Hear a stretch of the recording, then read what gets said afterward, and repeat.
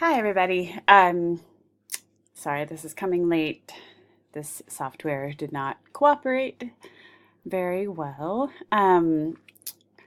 Also, the caveat that this works much, much better in a face-to-face class. So I'm going to talk through a little bit of this to give you an idea of how I might think aloud through this outline in a way that I hope is useful to you to give you different ideas of how to use this. But knowing that we will revisit this in class this week, and this week will serve also as a check-in, and we're going to be working with your drafts in class this week to make sure that you are where you need to be and you understand what it is you need to be doing.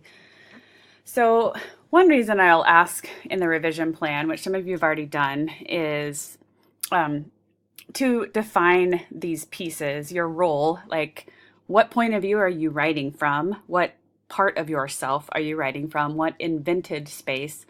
I'm putting generically an education advocate and CWI faculty member.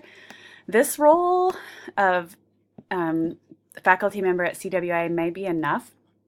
I would have more ethos if I were currently full-time faculty in the education department, maybe, rather than the English department. But my degree is in education, and so if I include that ethos, and maybe I should write from that point of view.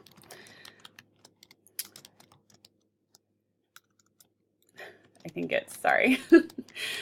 I'm a master's of education in English. That might add to my ethos when I'm writing this, but I might look up specific organizations that advocate for teacher preparation programs, because that's where I'm going here for this essay.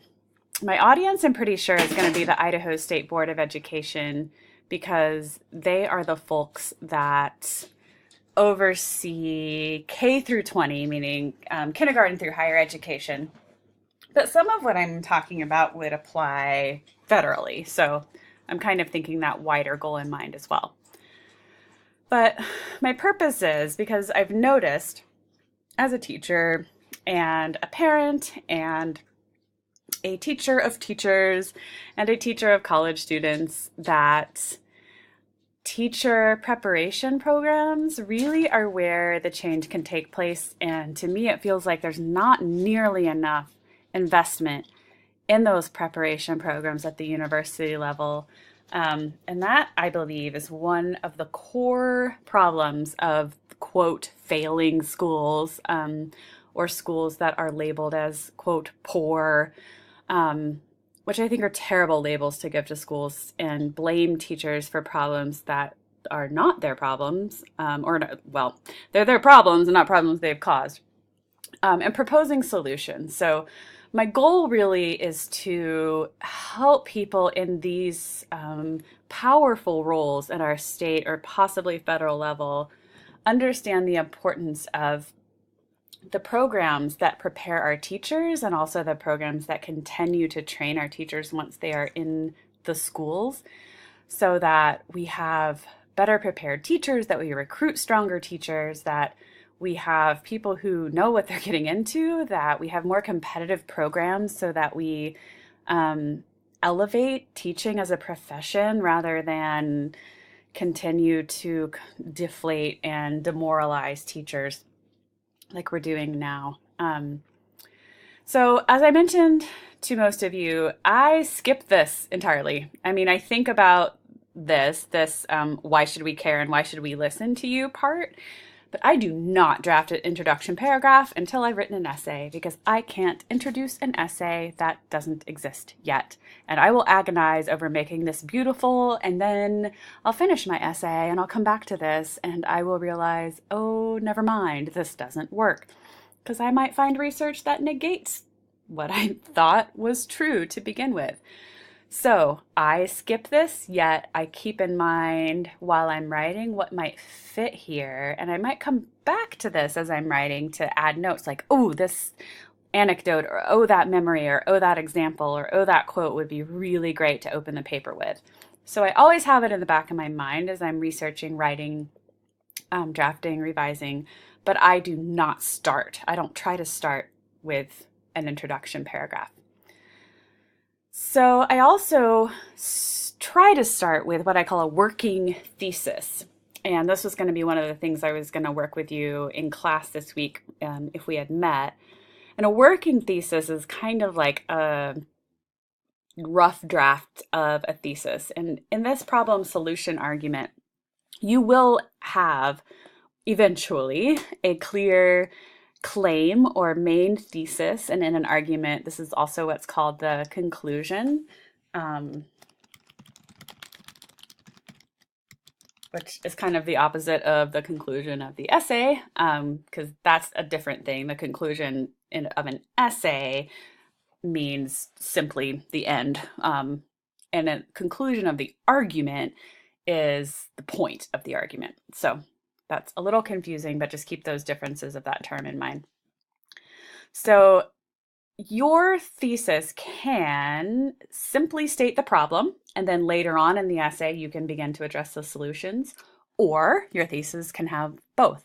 So my working thesis, which very well might change as I go about researching, is that teacher preparation programs, teacher recruitment, and investment in professional development, which is a fancy word for continuing training as a teacher, should, that's an important word for most thesis statements, be the focus of education reform in the state of Idaho as one way to address the problem of Idaho's overall poor, and I might for now at least put quotes around that, meaning like I'm using that term facetiously because while I definitely agree our education system needs a great deal of work, I don't want to come across as blaming teachers. And I want to be sure that I'm careful to criticize the ways that these rankings are made too, and that I'm aware of that. Because some of my audience in the State Board of Education is really savvy to those sorts of things. So that's the other thing, is that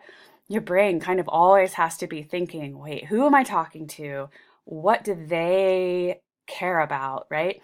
The Idaho State Board of Education cares about their reputation. They care about the public image of Idaho's schools.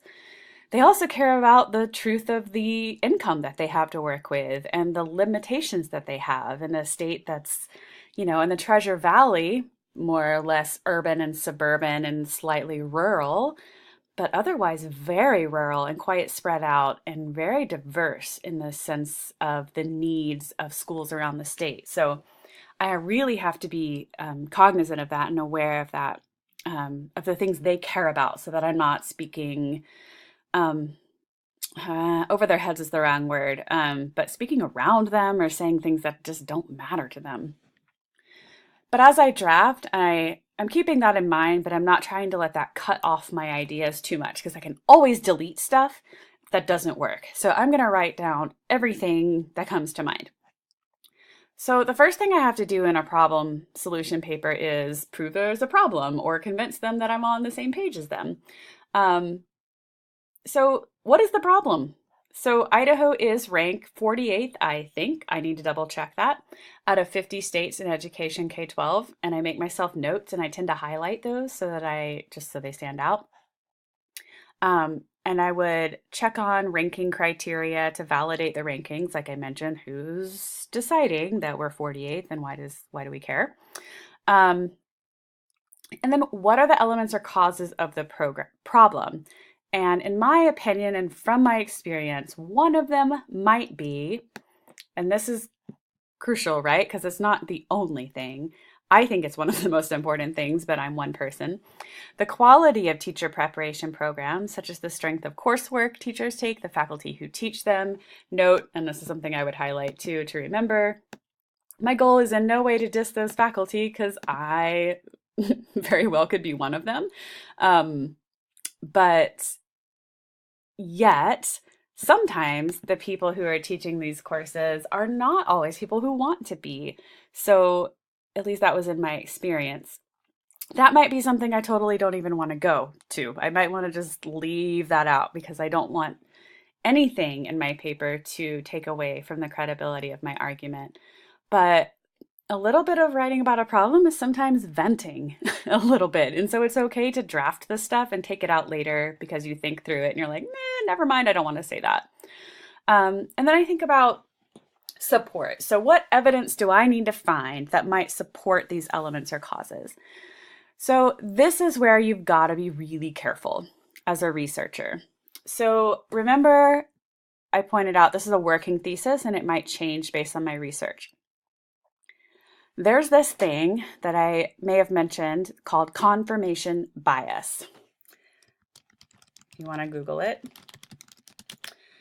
You got to be careful of, because if you start out with an assumption that your thesis or your belief or your solution or your understanding of a problem is true, and all you do is seek support and evidence to prove that it's true without being willing to be wrong, you could be guilty of confirmation bias. This happens a lot with especially controversial issues. It would happen less with a really specific one like this because it would be clear if I was wrong. Once I started looking at numbers, if I was wrong. But it could be true for something like, I don't know, are cattle harmful to the environment, right? If I was a rancher and I wanted to prove that cattle, in fact, were beneficial to the environment, and I looked up research to support my belief, I probably could find it. I would have to ignore a lot of information that did not confirm my belief. And if I wrote an argument ignoring all of that information rather than refuting it, which is what a strong arguer would do with strong data, and refuse to change my opinion or shift my opinion, I would be guilty of confirmation bias. It's a big problem in this world. You see it everywhere. Don't be guilty of it. Be better than that. So, while you do want to look up specific evidence that supports what you're trying to argue, you do not want to ignore evidence that refutes it. So as you research, keep track of things that don't agree with you so that, one, you know what your counter arguments are, and two, you're not guilty of confirmation bias. So one thing I might want to look at is programs, just to familiarize myself with what the basics are, what do teachers have to take, what are their certification requirements. It popped into my mind while I was brainstorming that the GPA of teacher grads might be relevant, maybe not, maybe that would fall under don't diss the teachers, or other evidence that, because what I'm trying to do is, well, not deprofessionalizing teachers, because that's the opposite of my goal. And this is a touchy subject. So this is a difficult thing to do for this audience, right?